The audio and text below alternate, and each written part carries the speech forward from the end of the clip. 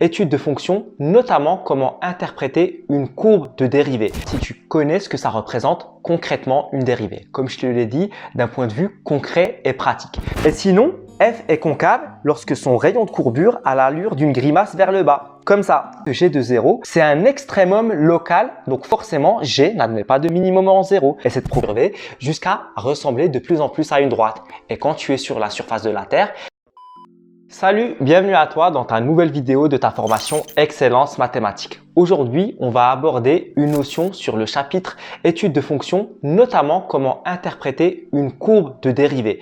Et tout ça issu d'une question de QCM qui provient d'un sujet d'entraînement au bac. Et tu peux être sûr à 100% que c'est un point crucial car dans la majorité de tes contrôles d'études de fonctions, ce sont des notions que tu vas devoir utiliser, que ce soit dans tes bacs blancs et même tes contrôles durant l'année. Mais bon, avant de se lancer, moi tu me connais, il me faut mon carburant, mon petit bout de chocolat. Bon, j'aimerais bien partager avec toi parce que moi ça me met dans un bon mood et j'ai aussi envie que toi tu sois dans un bon mood. Mais tu sais, avec les technologies actuelles, on peut juste faire du transfert d'informations, de la data, pas encore des objets comme le chocolat. Bon. Franchement, c'est bon et on commence tout de suite. Dans l'énoncé de la question, on te dit « On suppose que G est une fonction dérivable sur l'intervalle -4, 4 inclus. On donne ci-contre la représentation graphique de sa fonction dérivée G'. Et on te donne 4 propositions. Petit a, on peut affirmer que G admet un maximum en -2. Petit b, G est croissante sur l'intervalle 1, 2 inclus. Petit c, G est convexe sur l'intervalle 1, 2 inclus. Et petit d, G admet un minimum en 0. Dans cette question, en fait, on veut savoir si tu connais ce que ça représente concrètement une dérivée. Comme je te l'ai dit, d'un point de vue concret et pratique. Pas comme tu as l'habitude de faire, on te demande de calculer une dérivée à l'aide des formules de dérivée.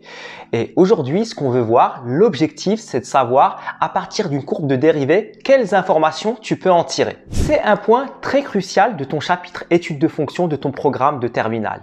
Il faut absolument que tu saches interpréter et analyser une courbe de dérivée et savoir quelles sont les informations pertinentes que tu peux en tirer. Mais avant de répondre directement à la question, on va faire un point court pour comprendre les courbes de dérivée pour qu'elles n'aient plus aucun secret pour toi. Alors c'est quoi et ça correspond à quoi concrètement une dérivée? C'est vrai, c'est pas la question à $1 million, mais c'est quand même la question qui va te rapporter un point à ton épreuve du bac. En fait, dans ton cours, la représentation graphique d'une courbe de dérivée, f', ça te permet d'avoir accès à deux types d'informations sur la courbe f. Je te les mets sur un post-it car c'est un point de départ important à retenir. L'info numéro 1, grâce à la courbe de dérivée f', tu vas avoir accès aux variations de sa courbe f associée, c'est-à-dire si elle est croissante ou décroissante. Je parle bien sûr de la courbe f. Et l'info numéro 2, grâce à la courbe de dérivée f', à nouveau, tu vas également avoir accès à ce qu'on appelle la convexité ou la concavité de sa courbe f associée. Je te rappelle, on considère qu'une fonction f est convexe lorsque son rayon de courbure a l'allure d'un sourire vers le haut, comme l'exemple que je suis en train de te montrer, celui-là. Et sinon, f est concave lorsque son rayon de courbure a l'allure d'une grimace vers le bas, comme ça. Pour mieux comprendre ces deux points du post-it, je vais utiliser des exemples concrets. Pour le point numéro 1, celui des variations de la courbe f, je vais te l'expliquer avec l'un de mes exemples préférés. Comme j'aime beaucoup la nature et la randonnée, on va prendre l'exemple du randonneur qui se promène en montagne. Au programme de la randonnée du jour, il doit passer par plusieurs sommets et vallées. Et donc, si on représente l'itinéraire vallonné par une courbe f, grâce à la dérivée f' de cette courbe f, tu vas pouvoir avoir une information sur la pente de ta courbe f. En gros, c'est f' qui va te donner une information sur le niveau d'inclinaison que le randonneur va devoir se taper. Et donc, une indication sur le niveau de difficulté de son itinéraire. Si on regarde dans la partie où le randonneur est en ascension, c'est là où il va être le plus en galère. Quand ta courbe f, elle est croissante, eh bien dans cette partie, le signe de la dérivée f' est positif. Et donc, plus la courbe de la montagne représentée par f sera pentue, et plus la valeur de la dérivée f' sera bien sûr positive et grande. En gros, il est plus simple de monter un col avec une pente peu inclinée, c'est-à-dire une dérivée positive faible, qu'un col avec une pente forte, avec une dérivée positive élevée. Et de manière analogue, dans les parties où le randonneur est dans une descente, là, ça va être facile pour lui. Quand ta courbe f, elle est décroissante, eh bien, dans cette partie, le signe de la dérivée f' est négatif. Et logiquement, lorsque ta courbe f est plate, comme dans un sommet ou les creux des vallées, ici ou ici sur notre schéma, le signe de la dérivée f', il est nul, il est égal à 0. Là, ni tu montes, ni tu descends. À ces endroits-là, précisément, tu es sur du plat. Tout ce qu'on vient de dire sur le point numéro 1, on peut le résumer sous forme de tableau à connaître par cœur. Donc, première information, le signe de ta dérivée f' te donne une information sur les variations de f.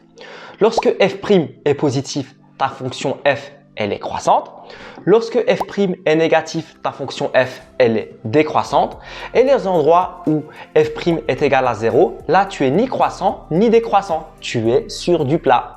Maintenant, passons au point numéro 2 du post-it de tout à l'heure, celui de la convexité ou de la concavité de la courbe f. En fait, dans ton cours, lorsque ta courbe f est convexe, c'est-à-dire qu'elle a une allure avec une courbure de type sourire, le signe de sa dérivée seconde f'' est positif. Et je te rappelle que f', en gros, tu l'obtiens lorsque tu dérives f une fois, ça te donne f', et tu dérives f' une deuxième fois, là, ça te donne f''. Et lorsque ta courbe f est concave, c'est-à-dire qu'elle a une allure avec une courbure de type grimace, le signe de sa dérivée seconde f'' est négatif. Et bien sûr, troisième cas, lorsque le signe de f'' est nul, là, ta courbe f, elle est ni convexe ni concave.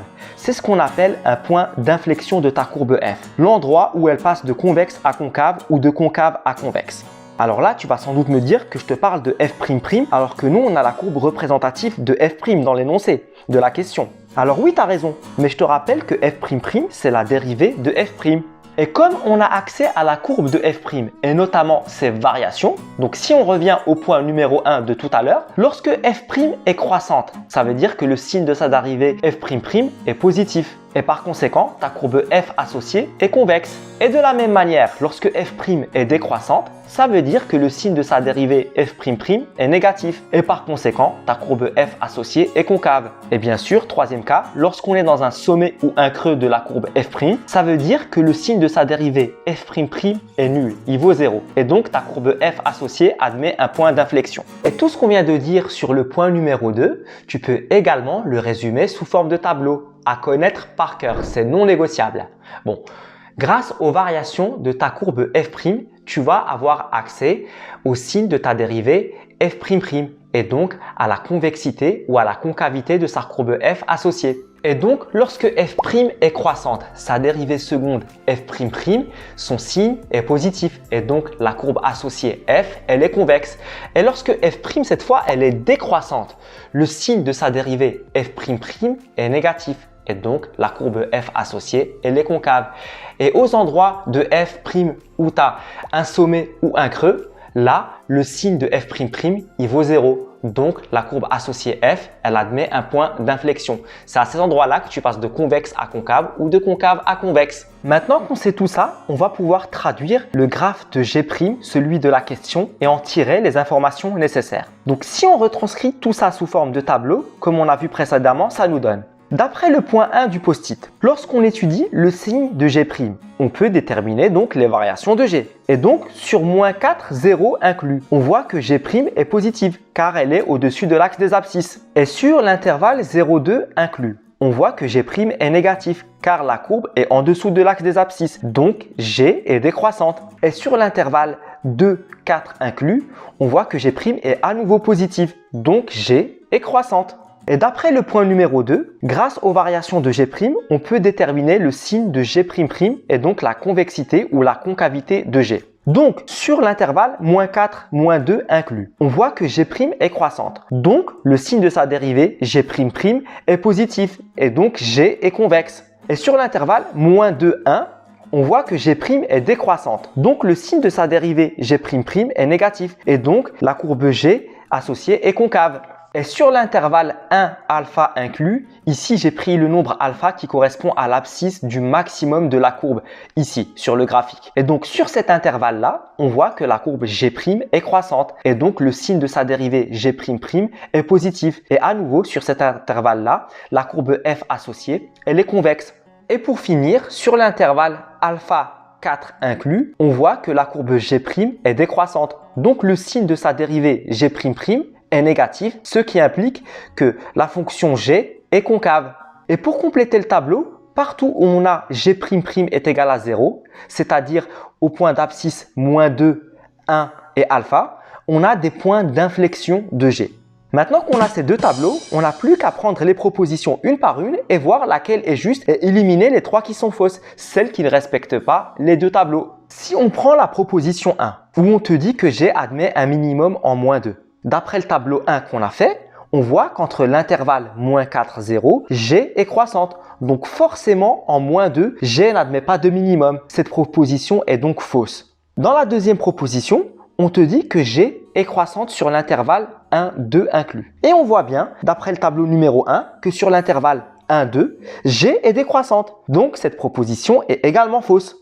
Pour la troisième proposition, on te dit que g est convexe sur l'intervalle 1, 2. Et d'après notre tableau numéro 2, cette fois-ci, on voit bien que c'est bien le cas. Donc cette proposition est juste. C'est la réponse C, la bonne réponse. Et pour en avoir le cœur net, on va vérifier que la proposition petit 4, celle qui correspond à l'affirmation D, qu'elle est également fausse. On te dit que G admet un minimum en 0. Et d'après le tableau 1, on voit que G de 0, c'est un extrémum local, donc forcément G n'admet pas de minimum en 0. Et cette proposition est également fausse. Et on retombe sur nos pattes.